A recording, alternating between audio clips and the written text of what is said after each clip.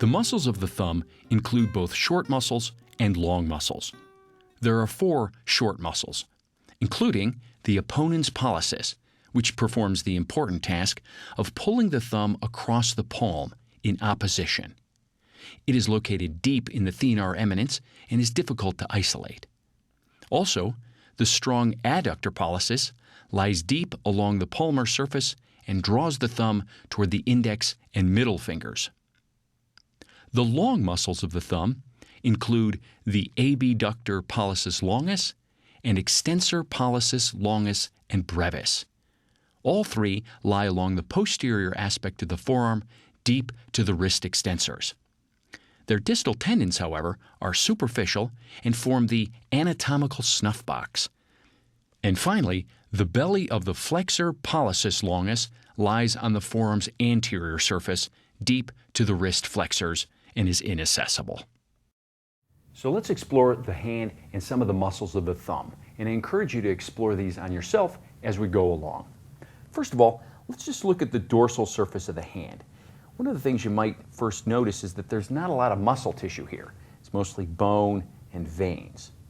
But then if I turn the hand over, we can see that there's some real tissue here on the pinky side as well as on the thumb side. Well, this mound of tissue here is called the thenar eminence, and this is the hypothenar eminence here. So the thenar and the hypothenar eminence. Good. So while we're here, let's just take a moment to look at some of the bones and bony landmarks of the hand. First of all, this crease right here, that's the flexor crease that sort of designates where the forearm ends and the hand begins. And it's also helpful because right here, and there you can see them, is a helpful designation of where the 8 carpal bones are located. And they're right here on the heel of the hand, and I can just work my fingers into this flesh and feel some of their bony surface right there. Good, let your elbow go, there you go.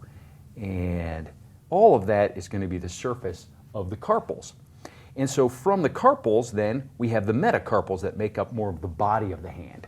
And for that, I'm going to turn my partner's hand over, and there I can feel the very superficial aspect of the metacarpals on the back of the hand. And then if you go ahead and make a little fist, there we can see the really prominent knuckle joints that are formed by the metacarpals and the phalanges, the metacarpal phalangeal joints. Good, and relax. And then continuing down into the fingers, of course, we have the 3 phalanges in each digit. Really no muscle tissue, just tendon and skin and fascia and blood vessels. Good. So let's go back to the palmar surface now, and let's just see if we can just get a sense of where those short muscles of the thumb are located. And there we have a nice shot as they make up the thenar eminence.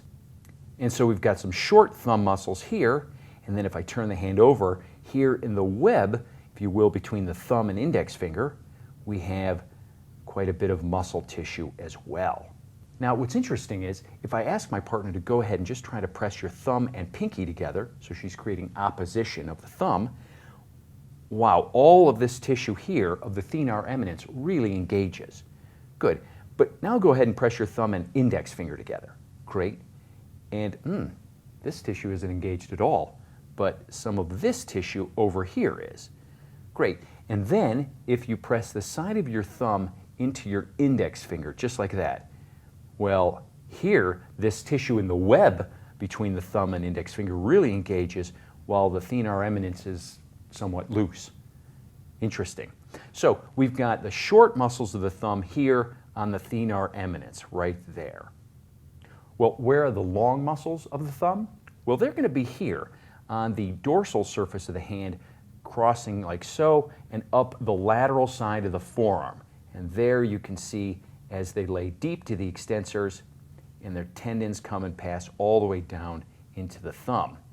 And if I ask my partner to just go ahead and try to make small, slow circles with your thumb, I can set my finger right on those muscle bellies right there, and I can definitely feel the long muscles of the thumb definitely engage. Now, if you freeze right there, oh, great. There you can see 2 of the tendons of the long muscles. there, and they sort of form a little ditch right here. And that's what's called the anatomical snuff box. It's been used historically as a little platform to inhale a variety of substances throughout the years. But that is going to be that little trough that's formed by the two long tendons here of the muscles of the thumb. Good. So that's just a little bit of a start to get you on your way with the hand and the muscles of the thumb.